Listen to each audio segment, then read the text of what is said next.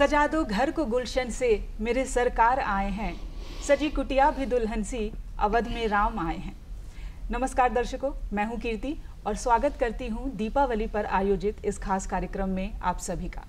दर्शकों, हम सभी जानते हैं कि प्रभु श्री राम जब 14 वर्षों के वनवास के बाद अयोध्या नगरी वापस लौटे थे तो अयोध्या वासियों ने घी के दिए जलाकर उनका स्वागत किया था। लेकिन दीपावली पर सिर्फ घी के दिए ही नहीं जलाए जाते, बल्कि श्री गणेश और लक्ष्मी पूजन भी किया जाता है। 5 दिवसीय यह त्यौहार धनतेरस से शुरू होता है और भाई दूज पर इसका समापन होता है। इसके पीछे क्या कुछ मान्यता है? 5 दिवसीय यह त्यौहार कैसे मनाया जाता है? क्या मंत्र हैं? क्या विधि विधान है? आज हम इन्हीं सब विषयों के बारे में आप सभी को बताएंगे और इसके लिए हमने अपने स्टूडियो में आमंत्रित किया है आचार्य प्रणव मिश्रा जी। नमस्कार। ये ज्योतिषाचार्य हैं, आपका बहुत बहुत स्वागत है। धन्यवाद धन्यवाद। प्रोफेसर अर्चना दुबे जी, आपका भी बहुत बहुत स्वागत है। और समाज सेविका नीरा बथवाल जी, आपका भी बहुत बहुत स्वागत है। आचार्य जी, 5 दिवसीय इस त्यौहार की शुरुआत जो है वो धनतेरस यानी कुबेर की पूजा और धनवंतरी की पूजा से होती है। तो इस पूजा का क्या कुछ विधि विधान है और क्या मान्यता है इस पूजा के पीछे? नमस्कार दोस्तों, मैं हूं ज्योतिष आचार्य प्रणव कुमार मिश्रा। सभी सनातन धर्मियों को, सभी भारतवासियों को और जितने लोग इस चैनल को देख रहे हैं सबको मेरा नमस्कार, मेरा प्रणाम। हम सभी जानते हैं कि ये पर्व जो होता है ये 5 दिनों का होता है। दीपावली अंधेरे से प्रकाश का विजय, हार से जीत की विजय और भगवान राम के अयोध्या आगमन के रूप में मनाया जाता है। अब बड़े हर्षोल्लास के साथ इसे भारत ही नहीं पूरे विश्व में मनाया जाता है। ये 5 दिनों का जो कार्यक्रम हमारा होता है, ये सफाई से लेकर के, धन आगमन से लेकर के, धन संचय से लेकर के, एक भाईचारा, एक प्रेम का कार्यक्रम होता है हमारा। प्रेम का स्वरूप इसमें लिया जाता है। ये इसमें सर्वप्रथम हम लोग बनाते हैं धन त्रयोदशी। धन त्रयोदशी जहाँ धन शब्द से ही आरंभ हुआ है, अर्थात इसमें धन का महत्व होता है, धन का पूजा होता है। धन अर्थात रुपया पैसा तो धन होता ही होता है, स्वास्थ्य भी हमारा धन होता है। इसमें धनवंतरी का पूजा हम लोग करते हैं स्वास्थ्य की कामना के लिए। कहा गया प्रथम सुख निरोगी काया। हम स्वस्थ रहेंगे तभी हम सब कुछ कर सकेंगे, परिवार, समाज, देश, दुनिया चला सकेंगे। तो आज के दिन धनवंतरी का हम लोग पूजा करते हैं और उनसे कामना करते हैं कि हमारे परिवार को, हमारे समाज को, हमारे देश को स्वस्थ रखें और हमें हर प्रकार की सुख समृद्धि की प्रदान करें। प्रथम तो इनका पूजा हम लोग कर लिए। उसके बाद सबसे जो मुख्य पूजा होता है कुबेर का। ऐसे लोग जो व्यवसायी वर्ग हैं वो इस कुबेर का पूजा करते हैं, कुबेर का आवाहन करते हैं। अलग अलग समय में, अलग अलग मुहूर्त में, अलग अलग नक्षत्र में, अलग अलग योग में कुबेर का पूजा, लक्ष्मी का पूजा आज के दिन किया जाता है। मतलब आज के दिन दीपावली पूजा का ये आरंभ हो जाता है। इस दिन से आप पूजा कर सकते हैं जिसका कई गुना फल प्राप्त होता है। धन त्रयोदशी मतलब कुछ भी कार्य करते हैं उसका 13 गुना फल हमें प्राप्त होता है। आप यदि पूजा करते हैं तो उसका 13 गुना फल आपको मिलेगा। कुछ सामान दुकान से लेकर के आते हैं, खासकर आज के दिन सोना, चांदी, बहुमूल्य धातु, जो जिसका ऐसा सामर्थ्य हुआ वो ऐसा सामान ले सकता है। वो जिसके पास सामर्थ्य नहीं है वो मिट्टी का बर्तन ले आए, खिलौने ले आए, झाड़ू ले आए। इसमें झाड़ू लाने का बड़ा ही महत्व माना गया है। झाड़ू को लक्ष्मी माना जाता है, इसलिए देखिएगा घर में, परिवार में जहाँ लोग रहते हैं वहाँ झाड़ू को, सूप को पैर से लोग लगाते नहीं हैं। माँ लक्ष्मी मान करके उसे दिन भर उससे प्रयोग किया जाता है और लास्ट में उसे एक घर में कोना में रखा जाता है। तो आज के दिन झाड़ू लगाने से भी लक्ष्मी का प्रभाव हमारे घर में आता है। लक्ष्मी हमसे प्रसन्न होती है और हमें हर प्रकार के सुख समृद्धि की कामना देती है। इसी प्रकार धनतेरस के दिन हम इनका पूजा करते हैं और साथ ही साथ आज के दिन यमराज का ही पूजा किया जाता है। उनसे प्रार्थना किया जाता है कि हे प्रभु, आज के बाद से लक्ष्मी का पूजा हो रहा है, आपका जो भी नकारात्मकता प्रभाव हमारे घर में, हमारे परिवार में है उसे मुक्त करके हमारे घर, हमारे परिवार को हर प्रकार की सुख समृद्धि दे और हमें आगे बढ़ने की कामना करें। इसी प्रकार धनतेरस से प्रथम पूजा आरंभ हो जाता है जो सुबह से लेकर के दिन रात शाम तक होता है। यह कार्यक्रम इस वर्ष 22 तारीख को मनाया जाएगा। जी, नरक चतुर्दशी में यम का दीपक निकालते हैं, इसके पीछे क्या मान्यता है? देखिए, ऐसा होता है कि एक दोष होता लगता है कर्म संचित दोष। हम कोई भी कार्य करते हैं तो हमें उसमें कुछ अच्छा हो, कुछ बुरा हो जाता है, जाने जाने हम गलती कर बैठते हैं। तो ये हमारा कर्म दोष होता है जो हमारे साथ चलता है, जिसका फल हमें भोगना होगा, हमारे बच्चों को भोगना होगा। कर्म संचित दोष के नाश के लिए हम लोग इसका पूजा करते हैं। हमें नरक से मुक्ति मिले, नरक जाना नहीं पड़े, इसलिए हम लोग पूजा करते हैं। और इस दिन पूजा का सबसे बड़ा होता है कि अपने देवताओं को, अपने कुल देवता को, अपने ग्राम देवता को, स्थान देवता को जगह जगह व्यक्ति के अनुसार कहीं 2 दीपक, कहीं 7 दीपक, कहीं 14 दीपक निकाल करके उनको आमंत्रण दिया जाता है कि हे कुल देवता, हे ग्राम देवता, हे इष्ट देवता, आप आए, क्योंकि कल लक्ष्मी माता हमारे घर आने वाली हैं। तो जब लक्ष्मी हमारे घर में आएंगी, जब देखते होंगे कोई गेस्ट आता होगा हमारे घर में, उसके पहले सारे लोग बुलाया जाता है कि गेस्ट आए हैं भाई आओ, सबको सेवा करने आओ। लक्ष्मी माता मुख्य हमारी हैं, उनके आगमन के पहले हम सबको बुला करके यहाँ पे उनका सेवा करते हैं, सभी हमारे आते हैं। इसका एक और मान्यता है कि नरकासुर एक साथ में 16,100 रानियों का अपहरण कर लिया था। भगवान कृष्ण ने उनसे मुक्त करवाया था नरकासुर से, नरकासुर को मुक्ति दिया था भगवान कृष्ण ने। तो उन नरकासुर के नाम से भी ये नरकासुर बना गया है। उस दिन हम लोग पूजा करते हैं, भगवान कृष्ण का ही पूजा करते हैं हम लोग, नरकासुर को भी हम लोग याद करते हैं। और जो मुक्त नारियाँ हुई थी, जो मुक्त हुई थी, उन्हें भी हम लोग याद ध्यान करते हैं, उनका भी हम लोग स्मरण करते हैं और पूजा करते हैं। इस दिन सबसे मुख्य होता है कि रात के समय में महिलाएं, जो घर की बुजुर्ग महिला हों, एक दीपक निकालती हैं। उसका प्रथा है कि वो हर रूम में जाएंगी, वो दीपक दिखाएंगे, मतलब हर रूम में जो अंधेरा रहेगा तो अंधेरा से प्रकाश के दीपक ला करके जो नेगेटिविटी है उसको घर से बाहर कर देना होता है। नेगेटिविटी बाहर होगा तभी लक्ष्मी अंदर प्रवेश करेंगी। इसलिए आज के दिन में बड़ा धूमधाम से पूजा किया जाता है। और आज के दिन यदि कोई व्यक्ति कोई उपटन लगाता हो, कोई तेल लगाता हो, स्नान करता हो, तो उसका कांति स्वरूप काया उसका प्राप्त होगा, वो स्वस्थ रहेगा, वो खुश रहेगा, खुशहाल रहेगा वो। इसलिए आज के दिन पूजा किया जाता है। जी अर्चना जी, हम सभी जानते हैं कि दीपावली पर श्री गणेश और लक्ष्मी पूजन किया जाता है। लक्ष्मी पूजन का महत्व तो समझ आता है, श्री गणेश की पूजा हम क्यों करते हैं? हाँ, सर्वप्रथम तो सभी को मेरी ओर से दीपावली की बहुत बहुत शुभकामना। और मैं ये कहते हैं ये प्रकाश और पवित्रता का पर्व है, तो इसमें लक्ष्मी के साथ गणेश जी की पूजा क्यों की जाती है? आप देखिए अगर तो रामचरितमानस का जो आरंभ भी है ना, वो गणेश जी से आरंभ किया गया। बस देखिए, वर्णानाम अर्थ संघानाम रसानाम छंदसामपि मंगलानाम च कर्तारौ वंदे वाणी विनायकौ।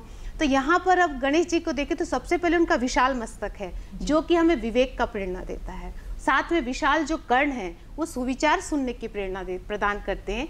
और मुख्य बात यह है कि लंबोदरत्व जो है, जो उनका कहते हैं हम गणेश जी का पेट बहुत मोटा है, तो इसके पीछे ये रहस्य है कि गणेश जी जो है सभी के विघ्नों को दूर करते हैं, सभी की बातों को बहुत ध्यान से सुनते हैं और सभी के दुख को दूर करते हैं। और एक की बात दूसरे हाथ को नहीं बताते हैं, जैसे एक हाथ की बात दूसरे हाथ को नहीं पता चलती है, उसी तरह से गणेश जी सारे जो अपनी बात है वो अपने अंदर ही रख लेते हैं। तो इस कारण से उनको लंबोदरत्व भी कहा जाता है। आगे जब हम बढ़ेंगे तो गणेश जी की एक बात ये भी कहते हैं कि वो मोदक प्रिय हैं। मोदक प्रिय में आप देखें तो बोला जाता है कि बहुत ज़्यादा वो उनकी प्रसन्नचित्त बात है, पर वो मोदक प्रिय ज़्यादा हम मिठाई खाएंगे तो बोला जाता है डायबिटीज़ हो जाएगा। पर इस पर देखिए गणेश जी को क्यों नहीं होता है, तो इसमें बताया गया कि गजाननं भूत गणादि सेवितं कपित्थ जम्बू फल चारु भक्षणम् उमासुतं शोक विनाशकारकं नमामि विघ्नेश्वर पाद पंकजम। तो गणेश जी अपने भोजन में देखिए वो क्या लेते हैं, तो कपित यानी पान के साथ कथा और साथ में वो जम्बू फल यानी जामुन के फल का सेवन करते हैं। तो कहते हैं कि डायबिटीज़ के लिए जो जामुन का फल है बहुत ही लाभदायक होता है। तो ये सारी बातें जो हैं, उनके जो चतुर्हस्त हैं वो भी हमें साम दान भेद आदि की बात बताते हैं।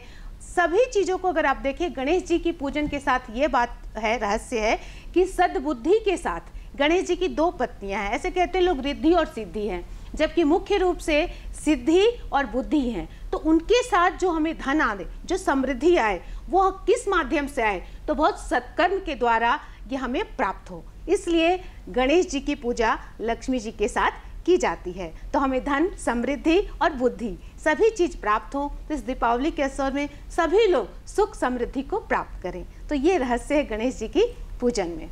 बहुत ही उत्तम। नीरा जी, आप समाज सेविका हैं, समाज को आपने बहुत कुछ दिया है। क्योंकि दीपावली की जब हम बात करते हैं तो समाज का हर एक तबका दीपावली का त्यौहार मनाता है, लेकिन चूंकि हम लोग 3 वर्गों में बटे हुए हैं, उच्च वर्गीय, मध्यम वर्गीय और निम्न वर्गीय। उच्च वर्गीय तो सामर्थ्यवान हैं दीपावली का त्यौहार मनाने के लिए, मध्यम वर्गीय भी अपने बजट के हिसाब से दीपावली का त्यौहार मना लेते हैं, लेकिन जो निम्न वर्गीय, जो निम्न स्तर के लोग हैं, उनका क्या, उनकी दीपावली कैसे मनती है? क्योंकि आप बेहतर बता पाएंगे। मैं अखिल भारतीय मारवाड़ी महिला सम्मेलन की ओर से सबों को, अपने दर्शक लोगों को शुभकामनाएं देती हूँ दीप के पर्व की। मैं ये कहना चाहती हूँ सभी अपने दर्शकों से कि हम लोग नर सेवा ही नारायण सेवा है, इसको प्राथमिकता दें और धार्मिक अनुष्ठानों में फिजूल खर्ची और आडंबर का बहिष्कार करें और दीपावली के त्यौहार के साथ साथ सेवा के भी कार्य करें। मैंने हर कार्यक्रम को अपने सेवा से जोड़ा है, क्योंकि सेवा हमारे लिए सबसे ज़्यादा ज़रूरी है, जिसके कारण तभी हम निम्न वर्ग के लोगों तक पहुंच पाएंगे। तो मैंने कहा कि अष्टमी और नवमी को ही दुर्गा जी की आराधना क्यों, उसी दिन कन्या पूजन क्यों, वर्ष भर क्यों नहीं कर सकते। जिस दिन अष्टमी या नवमी का त्यौहार होता है उस दिन देखते हैं कन्याओं की इकट्ठे भी नहीं मिल पाती हैं, हमें इस घर से निकली उस घर में खाने चली जाती हैं, वो एकत्रित भी नहीं हो पाती उतनी कन्याएं जिनकी पूजन के लिए आवश्यकता होती है। तो मैंने इस बार इसका प्रयोग किया कि सारी मेरी जितनी भी समितियां हैं, हमारी 625 शाखाएं हैं, सभी बहनें अपने अपने सरकारी अस्पताल में जाएं और जो कन्या तुरंत जन्म ली होती है वो साक्षात दुर्गा या काली या किसी भी लक्ष्मी का रूप होती है। तो मैंने अभी दिवाली के पर्व पे भी मैं कहना चाहूँगी कि आप उस लक्ष्मी के आगमन पर, उस गरीब कन्या के आगमन का खुशी मनाएं और वहाँ जाएं, उसकी माँ को भी सशक्त बनाएं, यह बोल कर कि ये आपके घर में लक्ष्मी आई है, आप इसको देख कर निराश मत हो। इससे एक महिला सशक्तिकरण को भी बढ़ावा मिलता है और दूसरा उनको जाइए, उनको कुछ उपहार लेकर जाइए, उसकी माँ के लिए भी कुछ खाने पीने का सामान लेकर जाइए, तो वो बहुत ही एक अच्छी परंपरा होगी। और इसका बहुत अच्छा परिणाम हमें मिला कि 10,000 से अधिक बच्चियों का पूजन इस बार हुआ है हमारे नवरात्र में। तो इसी चीज़ को मैं आगे बढ़ाने के लिए अपने सभी बहनों भाइयों से निवेदन करती हूँ। अर्चना जी, दीपावली पर हम शुभ लाभ लिखते हैं, स्वास्तिक बनाते हैं, तो क्या इसका भी कुछ विशेष महत्व है स्वास्तिक के पीछे? जी जी, देखिए सर्वप्रथम तो आप स्वास्तिक ये है शुभ और लाभ का प्रतीक, और ये शुभ और लाभ जो है वो गणेश जी के पुत्र हैं। सर्वप्रथम तो ये बात हमें पता होनी चाहिए कि शुभ और लाभ गणेश जी के पुत्र माने जाते हैं। तो इसमें आप जैसा कि आचार्य जी ने बताया भी कि लक्ष्मी जी की हम पूजा करते हैं, गणेश जी को हम प्रसन्न करते हैं जिससे बुद्धि और समृद्धि आए। तो स्वस्तिक के पीछे आप देखें तो आप इसके केवल हिंदू भारतवर्ष में नहीं, विश्व में भी स्वस्तिक की बहुत मान्यता है। राष्ट्र जो है वो स्वस्थ रहे, हम यही मनाते हैं ना दीपावली के दिन कि हम केवल पर्यावरण को इसके साथ हम ये भी जोड़ते हैं कि दीपावली का मतलब एक तरह से ये मौसम का भी है कि हम मौसम के साथ अपने आप को, अपनी सुख समृद्धि को जोड़े, अपने पूरे राष्ट्र को समृद्ध करें। और मंत्र भी कहते हैं आ ब्राह्मणो ब्रह्म वर्चसी जायताम महाराष्ट्रे राजन्यः शूर इखव्योति व्याधि महारथो जायताम दोग्ध्री धेनुर्वोढा नड्वानाशुः सप्तिः पुरंद्रिजोखा जिष्णुरथेष्ठाः सभयो जुवास्य जजमानस्य वीरो जायताम निकामे निकामे नः पर्जन्यो वरिखतु फलवत्यो न ओखदयः पच्यन्ताम योगक्षेमो नः कल्पताम। तो हम इस दीपावली के माध्यम से और इस स्वस्तिक के माध्यम से योग और क्षेम जो हमें प्राप्त है उसकी अब रक्षा करनी है, और जो नहीं प्राप्त है उसको हमको प्राप्त करनी है। इस तरह से जो स्वास्थ्य लाभ भी है, पर्यावरण को भी बिना प्रदूषित किए हुए हमें दीपावली का पर्व मनाना है। जैसे कि आपने भी कहा कि ये कहते हैं ना, असत्य पर सत्य की विजय हुई, तो ये भी बात है कि सत्य परेशान हो सकता है पर पराजित नहीं हो सकता है। तो इस तरह से हमें स्वास्थ्य लाभ जो है कहते हैं हमारा राष्ट्र समृद्ध हो, हम समृद्ध हो, प्रत्येक व्यक्ति समृद्ध हो, तो ये हमें प्रेरणा प्रदान करता है स्वस्तिक से। जी नीरा जी, जब आप जाती हैं बच्चों के बीच में, पटाखे देती हैं, उन्हें दिए देती हैं, इस दीपावली आप कहाँ कहाँ गए, कितने बच्चों को आपने पटाखे दिए और कितने कितने घरों में आपने इस बार रोशनी की? अभी तो दिवाली शुरू होने वाली है, इसलिए भी मैं ज़्यादा तो नहीं बता सकती, लेकिन हम लोगों ने एक आह्वान अपनी पूरी समितियों के माध्यम से सभी बहनों को कहा है, मेरी 26,000 महिलाएं इससे जुड़ी हुई हैं, कि आप लोग अपने घर की सफाई कर रही होंगी। आपके घर में बहुत से ऐसे सामान होंगे आपकी अलमारी में जो आपके लिए अनुपयोगी होंगे, लेकिन वो किसी के लिए उपयोगी हो सकते हैं। जैसे आपके घर के कर्टेन अगर आप बदल रही हैं, आप बहुत से चादरें बदल रही हैं, पावदान बदल रही हैं, बहुत सी ऐसी चीज़ें हैं जो कि हमारे घर से निकल कर दूसरे के घर की शोभा बन सकती लगती है। तो उन सब चीज़ों को आप जमा कीजिए। जितनी भी आपके शीशी बोतल डिब्बे हैं, आप उसको बेचकर, पेपर न्यूज़पेपर बेचकर जो भी पैसा है उसको भी आप किसी के लिए मदद के लिए सामने आए। तो इस तरह की बातें, जैसे मान लीजिए आपके न्यूज़पेपर हैं, उसको किसी ऐसी जगह दे दीजिए जो ठोंगा बनाकर उसको यूज कर सकते हैं, उससे अपनी जीविका चला सकते हैं। अगर आपके घर में 2 सिलाई मशीन है तो एक सासू की, एक बहू की, आप एक सिलाई मशीन किसी को दे के उसका जीविकोपार्जन भी करा सकती हैं। उसके लिए एक आप नया आयाम बना सकती हैं जीवन का। तो इस तरह से हम लोगों ने अभी अपील की है कि दिवाली की सफाई में सबसे पहले आप इस चीज़ को ध्यान में रखते हुए सफाई कीजिए। एक स्टोर बनाइए जहाँ नई पुरानी सभी चीज़ों को आप इकट्ठा कीजिए और उसके साथ कीजिए। इसी तरह से हम लोग जो है सबसे अपील की हुई है कि अनाथाश्रम में, वृद्धाश्रम में उनकी दिवाली सुनी नहीं होनी चाहिए। उनके बीच में माँ का प्यार देने और बुजुर्गों के बीच में आप अपनी बच्चे होने का धर्म निभाने जरूर जाएं और उनके बीच में कुछ खाना पीना लेकर उनके लिए करके। बिल्कुल बिल्कुल, हम भी अपील करेंगे कि इस बार किसी की दिवाली जो है वो सूनी ना जाए। आचार्य जी, दीपावली पर सभी राशियों के लोग के लिए, किसी के लिए शुभ होता है, किसी के लिए अशुभ होता है। तो क्या इस दीपावली जो हमारी 12 राशियाँ हैं वो किस किस मुहूर्त में पूजा करें और किस विधि विधान से पूजा करें ताकि यह दीपावली जो है वो सभी राशियों के लिए शुभ ही हो? देखिए, दीपावली जो पर्व है वो सबों के लिए शुभ हो, सबों के लिए अच्छा हो, यही कामना है। कुछ कुछ राशि जिसमें शनि का ढैया चल रहा है, शनि का शादी चल रहा है और शनि अभी अपने राशि में स्वग्रही चल रहे हैं। ये तो फिलहाल देखा जाए तो कर्क राशि वालों के लिए, वृश्चिक राशि वालों के लिए, धनु मकर और कुंभ राशि वालों के लिए समय थोड़ा सा भी अनुकूल नहीं है। लेकिन कुछ कुछ ग्रह जैसे गुरु अच्छे हो गए हैं, दीपावली में उन्हें अच्छा फल देंगे। गुरु स्वग्रही हो गए हैं, गजकेशियों का निर्माण हो रहा है तो उन्हें अच्छा फल देंगे। खासकर शुरू से देखा जाए तो मेष राशि को देखा जाए तो मेष राशि वाले का मालिक मंगल होता है। मेष राशि और वृश्चिक राशि इनके मालिक मंगल होते हैं। तो आप लोग आज के दिन लाल वस्त्र का प्रयोग करें, लाल वस्त्र पहने, भगवान को लाल वस्त्र पहनाएं, लाल फल चढ़ाएं, लाल फूल चढ़ाएं और किसी भी गरीब को या कुछ भी दान करना हो तो लाल चीज दान करें तो आपको बहुत ज़्यादा लाभ प्राप्त होगा। ये राशि का तो आपका मेष वृश्चिक का हो गया। ऐसे ही हम आगे बढ़ते हैं तो वृष और तुला राशि, इनका श्वेत होता है। आप सफ़ेद वस्त्र पहने, माता को सफ़ेद वस्त्र का दान करें। धनतेरस के दिन सफ़ेद वस्तु का क्रय करें, अर्थात चांदी का सामान लें, चांदी का चम्मच लें, चांदी का सिक्का, मतलब कुछ भी चांदी का सामान आप लें, आपको बहुत लाभ मिलेगा उससे। उसके अलावा गरीब दुखियारी है वो कोई हो, उस गरीब को आप सफ़ेद कोई मिठा दान करें, सफ़ेद फल फूल कुछ दे उन्हें। इसके अलावा आप और भी कुछ भी चीज़ बना हुआ जो आपका सामर्थ्य हो, सफ़ेद चीज़ दान करें, उससे बहुत लाभ होता है। दान में कहा गया है, दान या पूजा में कहा गया है कि पूजा सामर्थ्य के अनुसार होना चाहिए। जैसे भी उन्होंने मैडम ने बताया कि पूजा में पंडाल में लाखों रुपए खर्च कर देते हैं, तो पूजा सामर्थ्य के अनुसार होता है। जितना सामर्थ्य हमारा है उन अनुसार पूजा हम लक्ष्मी पूजा करते हैं, लक्ष्मी माँ प्रसन्न हम पे होंगी। सामर्थ्य हमारा यदि केवल लावा चढ़ाने का है और हम काजू चढ़ाने तो माँ प्रसन्न हम पे नहीं होंगी। लेकिन सामर्थ्य हमारा काजू चढ़ाने का है, हम लावा चढ़ा रहे हैं तभी माँ प्रसन्न हम पे नहीं होगी। पूजा सामर्थ्य के अनुसार पे होता है। तो वृष वाले या तुला वाले सफ़ेद श्वेत चीज़ का प्रयोग करें, श्वेत कपड़ा पहने, श्वेत चीज़ का दान करें, आपको शुक्र ऐसे स्ट्रांग होगा, शुक्र ऐसी बहुत फल आपको देगा। पुनः जो आता है आपका मिथुन और कन्या राशि, अभी कुछ से पहले बता चुके हैं कि बुध अपने ही राशि में गोचर कर रहा है, आपका तो बल्ले बल्ले है। तो इस अवस्था में आप हरा चीज़ का दान करें, गाय को हरा घास का दान करें, हरा वस्तु का क्रय करें, हरा कपड़ा का क्रय करें। धनतेरस के दिन प्रयास करें कि सफ़ेद और हरा कुछ भी चीज़ हो वैसे आप ले सकते हैं जो आपके लिए बहुत ही कारगर होगा। साथ ही आप इलेक्ट्रिक सामान भी आप ले सकते हैं जिसमें आपको बढ़ोतरी आपको होगा। और खासकर धनतेरस के दिन लेंगे तो पहले बता चुके 13 गुना फल आपको उसका प्राप्त होगा। पुनः राशि आ गया कर्क राशि, आपका स्वामी चंद्रमा है, श्वेतांबर है, श्वेत है, आप सफ़ेद है। तो सफ़ेद वस्तु, सफ़ेद चीज़, चांदी। और एक बात बता दिया जाए कि धनतेरस जो है वो चांदी पे ही आधारित था।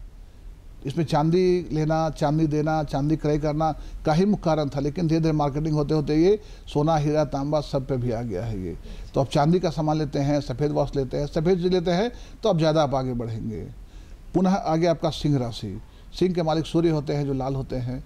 तो लाल चीज़ या पीला चीज़ आप लेते हैं, लाल वस्त्र का प्रयोग करते हैं, उसी प्रकार का पूजन पाठ करते हैं तो आपको बहुत ज़्यादा लाभ प्राप्त होगा। एक राशि बच गया आपका धनु और मीन, जिनके स्वामी गुरु होते हैं। तो गुरु तो पीला हैं तो उस समय सोना ले आप, तांबा ले आप, पीतल ले आप, कांसा ले, जो भी सामर्थ्य आपका होता है उस सामान का क्रय करते हैं आप यदि धनतेरस के दिन, तो बहुत आपको लाभ प्राप्त होगा, ये कार्य करना अच्छा होगा। एक और बच गया आपका मकर और कुंभ, जिनके मालिक शनि होते हैं। बताया कि मकर कुंभ शनि का साथ चल रहा है, तो थोड़ा सा नेगेटिव प्रभाव आपके कुंडली में है, तो प्रयास करें कि इस दिन लोहा लेने का। लेकिन कुछ लोगों में अभी बहुत भ्रांत चला हुआ कि महाराज जी शनिवार के दिन लोहा लिया जाए कि नहीं लिया जाए, बहुत लोगों में है, बहुत सारा फ़ोन हमारे पास आ रहा है कि नहीं शनिवार है, गाड़ी लेना है, बुकिंग करवा दी है, क्या करें, लेकिन नहीं लेना, आप लें, इस वर्ष लें, क्योंकि धनतेरस के दिन शनिवार पड़ने पर शनि का दोष खत्म हो जाता है। आप लोहा का सामान ले सकते हैं, लोहा का दान कर सकते हैं, तेल दान कर सकते हैं, मंदिर में जा सकते हैं, लोहा का कुछ भी भगवान को चढ़ा सकते हैं, खुद प्रयोग कर सकते हैं। इस प्रकार 12 राशि के लोग अपने अपने राशि के अनुसार पूजा करते हैं, पाठ करते हैं, तो सबों को लाभ प्राप्त होगा। जी अच्छा आचार्य जी, हम अक्सर दीपावली पर देखते हैं कि जैसे लक्ष्मी पूजन तो हम करते ही, लेकिन साथ ही साथ घरौंदा बनाते हैं, कुलिया भरते हैं, इसके पीछे क्या मान्यता है? देखिए, ये एक लक्ष्मी का प्रतीक है। कभी भी एक प्रश्न आता था कि एक लोटा गिलास में पानी भरा हुआ है, आधा है कि पूरा भरा हुआ है, तो सोचने का स्टाइल अपना होता है कि नहीं, कुछ लोग करेंगे आधा भरा हुआ है, कुछ आधा पानी है, आधा हवा उसमें भरा हुआ है। तो घरौंदा जब पूरा भर के हम रखते हैं तो लक्ष्मी से प्रसन्न होती है। पूरा घर आपका 1 साल तक पूरा घर धन धान भरा रहेगा। उसमें हम लोग अन्न रखते हैं, सब धान रखते हैं, 7 अन्न रखते हैं, या कुछ भी बना हुआ सामान रखते हैं, वो मिट्टी का घरौंदा बनाते हैं हम लोग। तो ये घर बनाने का प्रतीक माता लक्ष्मी से कामना करते हैं, भगवती जैसे हम घर बना रहे हैं ऐसा ही घर हमें दो। हम लोग घर बनाते हैं, उससे पेंट करते हैं, पुचाड़ा करते हैं, रूम बनाते हैं, खिड़की बनाते हैं, मतलब XYZ सब कुछ हम लोग बनाते हैं उसमें। तो माँ से कामना करते हैं कि भगवती हमें ऐसा ही घर दो, हमारी कामना हमारा होता है, इसलिए घर में घरौंदा बनाया जाता है। अर्चना जी, मैं चाहूँगी कि आप भाई दूज के पीछे की क्या मान्यता है, क्योंकि भाई दूज जो है वो भी बहुत महत्वपूर्ण है 5 दिवसीय इस त्यौहार में। जी, ये सर्वप्रथम देखिए कार्तिक मास के शुक्ल पक्ष की द्वितीया को मनाई जाती है, तो इसको यम द्वितीया भी कहते हैं। ये सूर्य भगवान, आप तो सुने हैं, तो सूर्य भगवान की 2 पत्नियां थी, एक संज्ञा और एक छाया। तो संज्ञा की 2 संतानें थी, तो सर्वप्रथम उसमें यमराज और यमुना। यमुना तो नदी है, आपको पता है, दोनों भाई बहन है।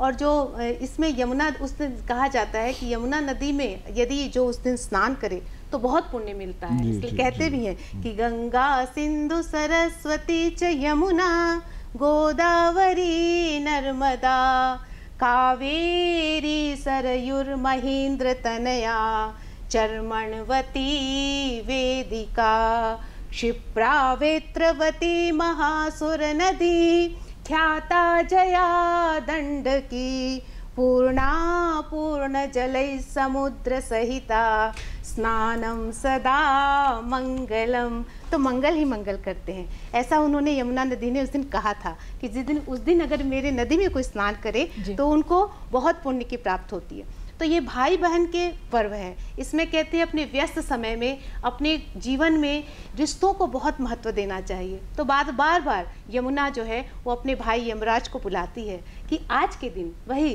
कार्तिक शुक्ल पक्ष की द्वितीया के दिन मेरे घर आइए। तो यमराज तो बहुत व्यस्त रहते हैं, तो पर फिर भी उन्होंने वचन दे डाला अपनी बहन को कि ठीक है मैं आ जाऊंगा। तो आते वक्त, यमराज का तो यमलोक है और यमुना जो है वो गोलोक में रहती हैं। तो जब आते वक्त जब वो आ रहे थे तो उसमें नरक में कहते हैं ना जो कर्म किए जैसा, तो उनको उन्होंने, बहुत लोग को उन्होंने उस दिन मुक्त किया। तो यमुना के पास जब पहुँचे तो यमुना ने भाई को तिलक किया और मिठाई खिलवाए। तो इसमें बहुत प्रसन्न हुई यमराज। तो यमराज ने कहा कि वर मांगो कुछ। तो बहन ने कहा कि आज के दिन जो भी अपने भाई की पूजा करता है, अर्चना करता है, उसकी कभी भी आप अकाल मृत्यु मत दीजिएगा। तो इस तरह से ये यम द्वितीया का बहुत महत्व है। और साथ में बहुत शॉर्ट में ही बताई, पुराणों में तो इसकी कथा बहुत विस्तृत रूप से दी गई है।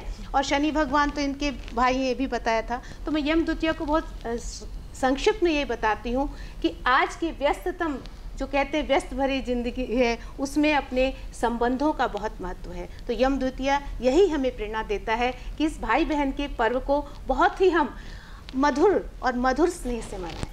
इस तरह से यम द्वितीया का महत्व है। मैं आचार्य जी से गोवर्धन पूजा का भी महत्व जानना चाहूँगी, बिल्कुल कम शब्दों में। देखिए, गोवर्धन, गो और वर्धन 2 शब्दों से बना हुआ है। सनातन धर्म में वृक्ष का पूजा, जल का पूजा, पहाड़ का पूजा, प्रकृति का पूजा, सबों का पूजा हम लोग करते हैं। तो गोवर्धन, गो रक्षा करने के लिए गोवर्धन का पूजा होता है। ये भगवान कृष्ण से जुड़ा हुआ है। भगवान कृष्ण जब बाल्यकाल में थे तो कुछ कुछ ऐसा घटना घटा उनके साथ में कि इंद्र उनसे नाराज हो गए और इंद्र बहुत भारी भारी बरस करवाने लगे। उसमें वो गोवर्धन पर्वत को अपनी उंगली में उठा करके सारे गोपगणों के, सारे ग्वालों की रक्षा किए, वो सारे जीव जंतु की रक्षा की।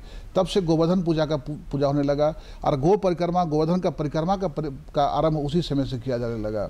इस दिन हम लोग अपने गाय की पूजा करते हैं। गाय अर्थात किसी भी पशुधन, गाय हो, इसके अलावा जो भी रखते हैं घर में, कुत्ता है, गाय है, कोई भी चौपाया जानवर है, कोई पशु है, उसको हम लोग श्रृंगार करवाते हैं, उसके लिए भोजन बनाते हैं, उसकी पूजा करते हैं, उसका हम लोग सेवा का संकल्प करते हैं कि हम तुम्हारा 1 साल तुम्हारा सेवा करेंगे, तुम हमारे एक परिवार की तरह ही हो। सनातन धर्म में हर व्यक्ति का पूजा, हर व्यक्ति का सेवा करने का प्रेरणा दिया गया है। तो गोवर्धन पूजा के दिन यही सेवा का संकल्प लेते हैं हम लोग। और खासकर उस दिन हम देखते हैं कि हमारे गाँव में, हमारे जो पशुधन में कोई रोग तो नहीं है, कोई कष्ट तो नहीं है, कोई शोक तो नहीं है, उसका संरक्षण कैसे हम कर पा रहे हैं, इसके लिए इस दिन को मनाते हैं हम लोग। उसके श्रृंगार करवाते हैं उसको कुछ कुछ ऐसे होते हैं जो कपड़ा भी देते हैं, उनके कुछ श्रृंगार देते हैं, गोवर्धन पूजा गाय का सेवा करते हैं और एक बड़ा धूमधाम से इस पर्व को मनाते हैं लोग। आचार्य जी, आपका भी धन्यवाद और आप दोनों का भी बहुत बहुत धन्यवाद यहाँ पर आने के लिए और इतनी अच्छी अच्छी बातें हमारे दर्शकों को बताने के लिए। तो दीपावली का त्यौहार खुशियों का त्यौहार है। दीपक जलाएं, पटाखे फोड़ें, लेकिन सब कुछ सुरक्षित रूप से करें। और साथ ही साथ जैसा कि नीरा जी ने कहा कि सेवा ही धर्म है, तो सेवा करना मत भूलें, क्योंकि ईश्वर, चाहे वो माता लक्ष्मी हो या श्री गणेश हो या फिर कुबेर हो या धनवंतरी हो, सभी तभी प्रसन्न होते हैं जब आपका मन पवित्र होता है। तो अपने मन को पवित्र रखें, साफ रखें। केवल घर साफ करने से कुछ नहीं होता, मन साफ रखना भी बेहद ज़रूरी है। तो इस दीपावली श्री गणेश और लक्ष्मी की पूजा साफ मन और स्वच्छ मन से कीजिए। आपका दीपावली और आपका त्यौहार, ये सभी जो है हमारे समाज को एक नई पहचान देता है। इसलिए सुरक्षित दीपावली मनाइए और एक अच्छी और खुशहाल दीपावली मनाइए, एक दिए के साथ, ताकि वो एक दिया 1000 दिया बन सके। तो इस कार्यक्रम में इतना ही, हमें दीजिए इजाज़त। नमस्कार।